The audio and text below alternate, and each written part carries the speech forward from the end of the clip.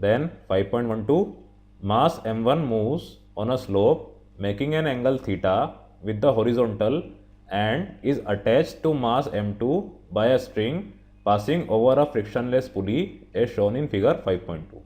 ये फिगर आपको दे रखा है. The coefficient of friction between m1 and the sloping surface is mu. यहाँ पर स्लोपिंग सरफेस ये है आपका, इस पर कोएफिशिएंट ऑफ फ्रिक्शन म्यू है. Which of the following statements are true. ठीक है, इसको हम देख लेते हैं. इसमें भी आप देखिए, मूव अप मूव डाउन, दो कंडीशन के हिसाब से आपको अजम्पशंस लेना है और उससे इक्वेशंस निकालना है. तो पहले हम क्या मान लेते हैं, बॉडी विल मूव अप. सीधी सी बात है, इधर m1 की बात हो रही है, ये ऊपर की तरफ जा रहा है, इसका मतलब क्या है, m2 नीचे की तरफ आ रहा है. m2 नीचे की तरफ कब आएगा, जब इसका ग्रेविटेशनल फोर्स m2g इस टेंशन फोर्स T से ज़्यादा होगा. इतना आप जानते हैं. और m1 नीचे कब आएगा, जब ग्रेविटेशनल फोर्स का कंपोनेंट जो कि इस तरफ होगा, ये दोनों इस टेंशन फोर्स T से ज़्यादा होंगे. ये चीज़ आप जानते हैं. ठीक, चलिए अब हमारा पहला case, m1 going up. m1 ऊपर की तरफ जा रहा है या जाने वाला है, स्टार्ट स्लाइडिंग अपवर्ड या स्लाइडिंग अपवर्ड, दोनों केस में फ्रिक्शनल फोर्स कहाँ लगेगा, इसके ऑपोजिट डायरेक्शन में, इस तरफ. तो यहाँ पर है आपका F और साथ में इसके ऊपर इधर m1g लग रहा है, तो इधर m1g cos थीटा, क्योंकि ये थीटा है, और इसी डायरेक्शन में m1g sin थीटा. ऐसा जनरली होता है, ये थीटा और ये थीटा ज्योमेट्री से इक्वल होते हैं. आप जानते हैं कोई सा ही वेक्टर है with respect to angle theta, तो इसका हॉरिजॉन्टल कंपोनेंट cos थीटा देता है, वर्टिकल कंपोनेंट sin थीटा देता है. तो यहाँ पर आप देखिए, m1g जो कि नीचे की तरफ था, ये थीटा एंगल बना रहा था, तो ये आपका m1g cos थीटा और ये m1g sin theta. Very very easy. इसका मैं FBD एक बार यहाँ पे बना देता हूँ. ये आपका m1 इस तरह से, इधर F इसी डायरेक्शन में m1g sin थीटा, इधर m1g, इधर m1g cos थीटा, और इस डायरेक्शन में क्या है आपका टेंशन फोर्स T. इधर भी T है और इधर भी T है. इस तरह से ये बनेगा. अब इसको आप सॉल्व करेंगे तो आपको मिल जाएगा T is equals to F plus m1g sin theta. ये वाला जो केस है आपका, ये just about to go up वाला केस है, इसीलिए फ्रिक्शनल फोर्स पीछे की तरफ है. इसका आप प्लीज़ खास तौर से ध्यान रखिएगा. अब वैसे ही हम m2 का बनाते हैं, तो ये आपका m2 नीचे की तरफ, m2g ऊपर की तरफ T. अब क्योंकि m1 आपका ऊपर जा रहा है, इसका मतलब क्या है कि m2g is greater then this tension T. तो S m1 is going up, this implies m2g is greater than T. और आपका T क्या है, ये F plus m1g sin theta. इसके अलावा इसमें कोई सी इक्वेशन और नहीं आना है. अब इधर जो F है, इसके लिए हम थोड़ा सॉल्व कर लेते हैं. आपका F होता है क्या, म्यू n. अब देखिए आपका n किस तरफ है, इस डायरेक्शन में, जिस डायरेक्शन में आपका m1g cos थीटा है. तो इधर n is equals to m1g cos theta भी है और कोई वर्टिकल फोर्स नहीं है. तो आपका F क्या हो गया, म्यू m1g cos थीटा. बड़ी आसानी से निकल गया ये. अब जैसे आपने T को पुट किया था, इस F को ही पुट कर दीजिए. तो m2g is greater then mu m1g cos theta plus m1g sin theta. सब जगह से आपका g कैंसिल हो जाएगा, तो m2 इज ग्रेटर देन, देख लीजिए आप किस में आ रहा है ऐसा, equation number B. m2 is greater than m1 into mu cos theta plus sine theta. m2 is greater than m1 sine theta plus mu cos theta. हाँ, आगे पीछे करके लिख दिया इन्होंने। बाकी ऑप्शंस अब देखिए, ए ये करेक्ट नहीं है क्योंकि m1 साइन थीटा है, कॉस थीटा इन्होंने नहीं लिया, इसको रूल आउट कर दीजिए आप। m2 is less than m1, ये तो बिल्कुल नहीं होगा, ग्रेटर देन है तो। अब लास्ट ऑप्शन में देख लेते हैं, मूव डाउन। अब मूव डाउन में कुछ भी नहीं है, उल्टा है, ये ब्लॉक नीचे की तरफ जा रहा है, तो इसका केस कैसा बनेगा, m1 गोइंग डाउन। फिर मैंने बनाया बॉडी डायग्राम, तो ये आपका m1, यहाँ पे m1 कॉस थीटा, यहाँ पे ये n, इधर m1g और इस तरफ m1g साइन थीटा। अब यहाँ पे सिर्फ और सिर्फ फ्रिक्शन का जो डायरेक्शन है वो बदल जाएगा। m1 पीछे की तरफ जा रहा है, नीचे की तरफ जा रहा है, तो फ्रिक्शन इस तरफ लगेगा, ये चीज़ आप जानते हैं।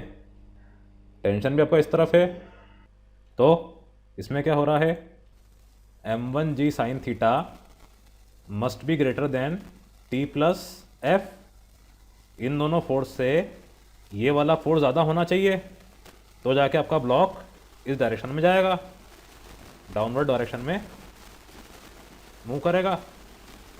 ठीक, अब m2 का FBD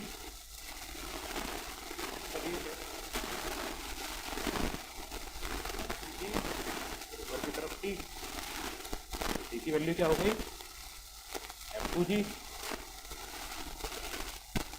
जो ऊपर वाला केस था उसका जस्ट उल्टा है, m1g sine theta is greater then m2g plus f क्या था आपका,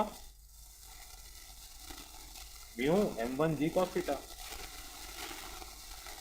म्यू m1g कॉस थीटा। अब आप देखिए, m1 वाले जितने भी टर्म्स है उनको साथ में कर लीजिए, m2 को अकेला, तो m1g sine theta minus mu m1g cos theta is greater then m2g।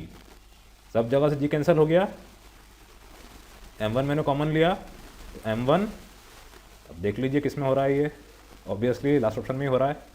हाँ, m2 is less than m1 sine theta minus mu cos theta. अगर ऐसा हो रहा है तो body will move down the plane. m2 छोटा है m1 इंटू इन सबसे, देख लीजिए आप, m2 छोटा है m1 sine theta minus mu cos theta से, तो b और d ये दोनों करेक्ट होंगे। Then 5.13, in figure 5.3 a body A of mass m slides on plane inclined at angle θ1 to the horizontal and μ1 is the coefficient of friction between A and the plane। ये surface की बात कर रहे हैं, इसका coefficient of friction μ1 है। इसके बाद A is connected by a light string passing over a frictionless pulley to another body B also of mass m। दोनों का मास सेम है, sliding on a frictionless plane.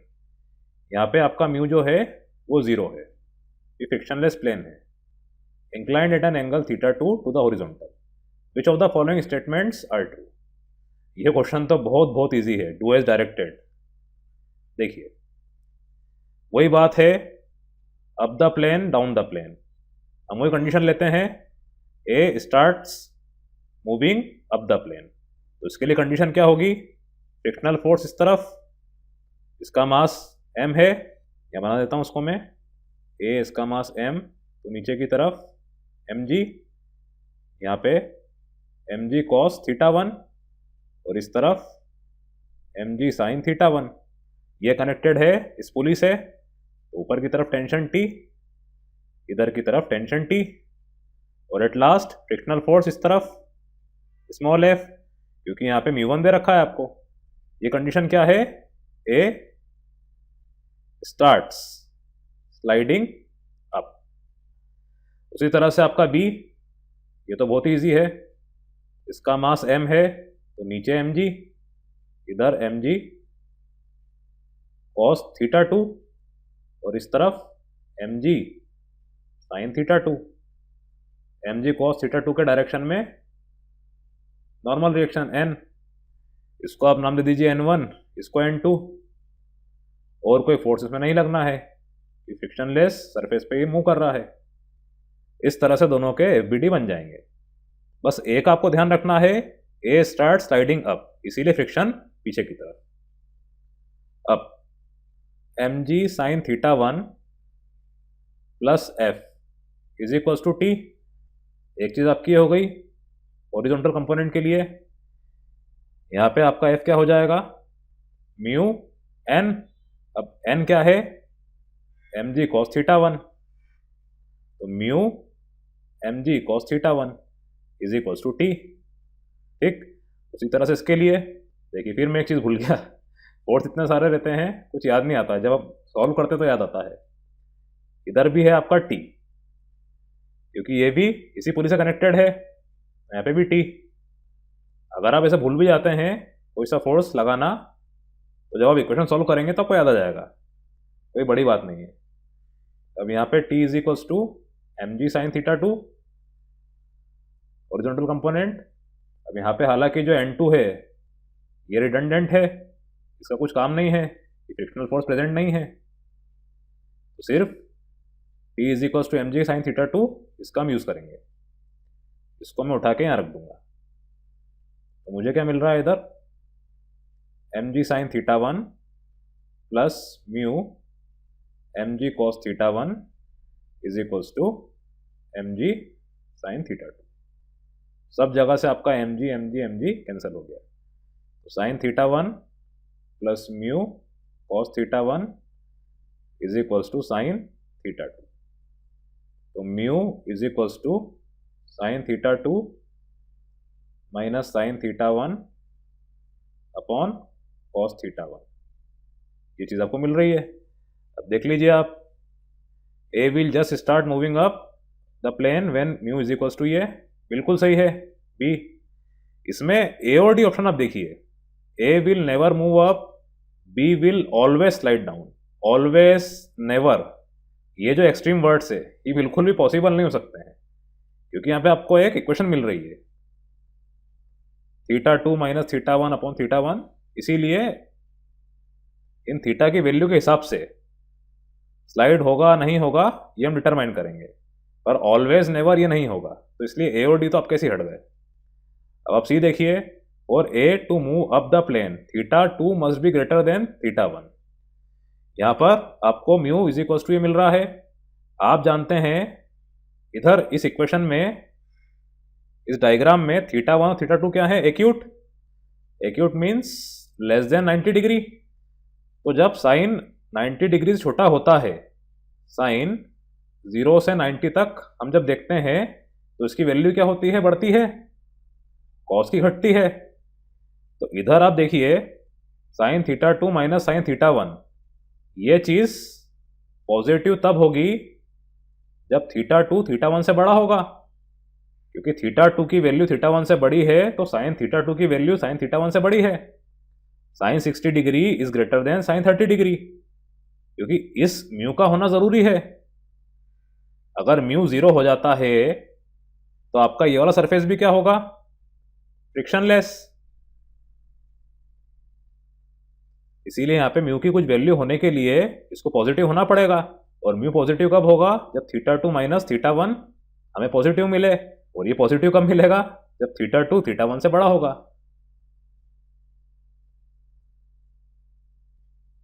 तो यहाँ पे, और A to move up theta 2 must be greater than theta 1। B और C इसके answers हैं। अब इस क्वेश्चन में इन्होंने इधर म्यू 1 दिया था और यहाँ पे इन्होंने म्यू ले लिया है, कोई प्रॉब्लम नहीं है, आप कंफ्यूज ना होइएगा, ये म्यू आपका म्यू 1 ही है, क्योंकि ये फ्रिक्शनलेस था तो इन्होंने म्यू 1 म्यू 2 ना करते हुए म्यू कर दिया है। तो इधर भी आपका म्यू 1 ही है, ये थोड़ा छापना भूल गए थे, इसका आप ध्यान रखिएगा। तो बी और सी ये इसके आंसर्स हैं।